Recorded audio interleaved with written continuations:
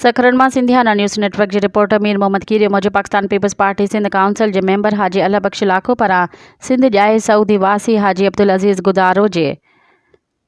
मान में आजाणो जंहिंमें सिंध ऐं बलूचिस्तान जी शख़्सियतुनि शिरकत कई। इन मौक़े ते हाजी अल्लाह बख्श लाखो मेहमाननि खे भलीकार ॾियण बाद ॻाल्हाईंदे चयो त अॼोको ही मोहब्बतुनि भरियो मेलो असां सऊदी अरब में सिंध जे महिमान नवाज़ीअ तौरु सुञाती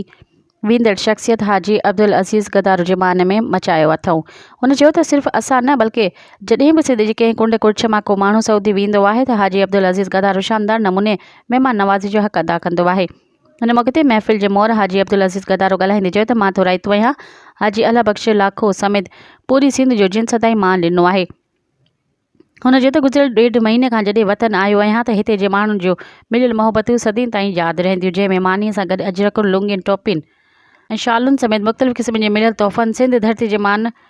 महिमान नवाज़ी वारी रिवायती यादि ताज़ा कई। इन मौक़े ते Sardar Jam Firoz Unnar, Ghulam Qadir Chandio, Zamin Ali Zardari, Aftab Chandio, AC Rameez Raja, Mukhtiarkar Yasin, Mustafa Chandio, Ali Nawaz Chandio, Imtiaz Rahu, Shiraz Unnar, PP senior worker Abdul Latif Malha, Al Bachayo भट्टी पिणु मौजूद हुआ।